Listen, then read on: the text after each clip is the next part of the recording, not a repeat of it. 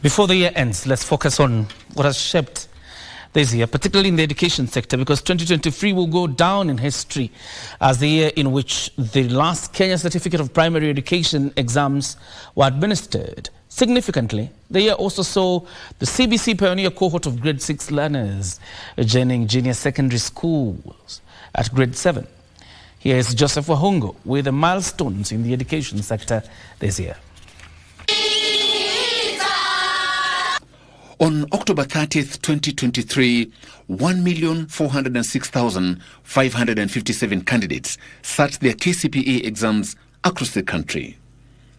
The test that lasted up to November 1st, 2023, marked the end of the 844 education system in primary schools.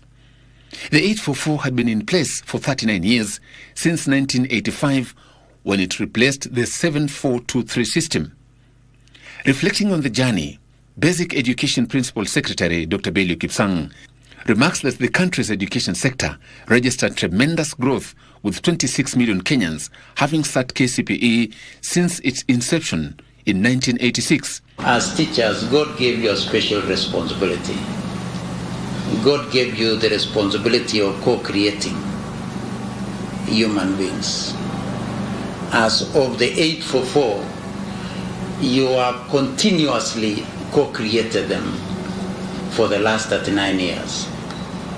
And in that process, you have co-created in this country 26 million Kenyans through this system. This is more than 70% of the adult population.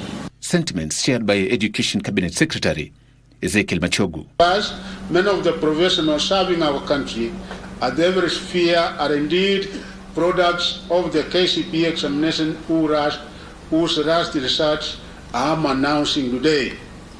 So like with Aringo, who released the first KCPE examination results, I also feel privileged to be the one at the apex of the transition point from the KCPE examination to the Kenya Primary School Examination Assessment, which has been conducted in 2023 for only the second year. The last exam also came with a fair share of challenges, notably raging floods as a result of the El Nino rains, as well as insecurity in various parts of the country. That notwithstanding, Education CS Ezekiel Machogu opines that the country did well in the management of the exams, save for what he termed a few technological challenges which led to confusion in the results accessed by some candidates.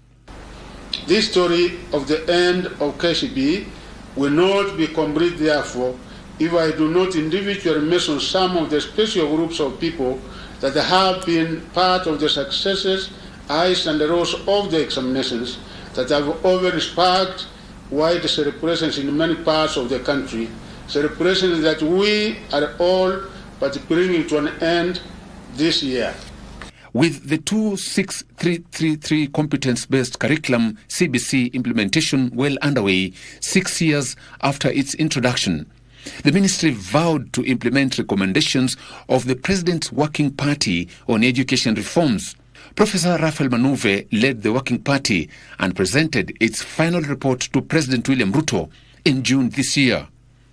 Among its recommendations was the junior secondary schools to be domiciled in primary schools, a move that elicited divisions amongst teachers' unions in the country. We have since shifted our position based on the fact that this is a democratic country and we cannot push our ideas on and lord it over on all Kenyans.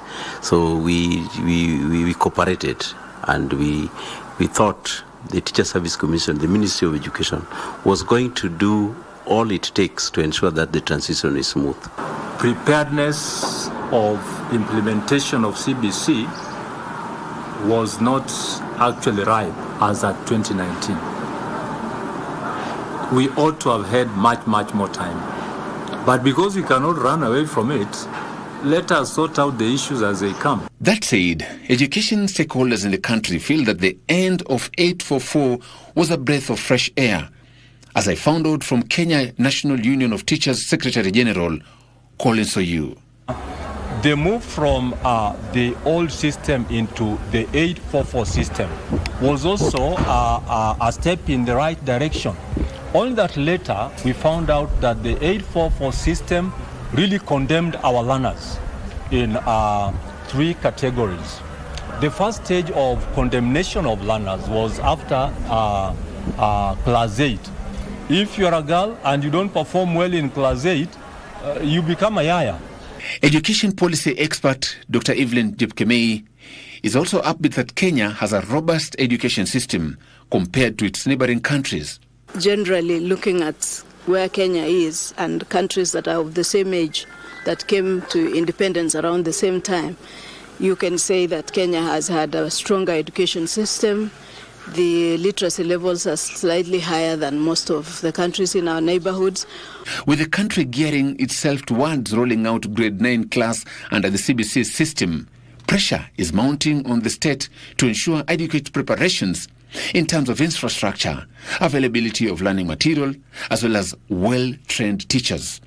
These recommendations contained in the report of the Working Party shall be implemented not in the future, but beginning now. Joseph Wahungu, Spotlight 2023.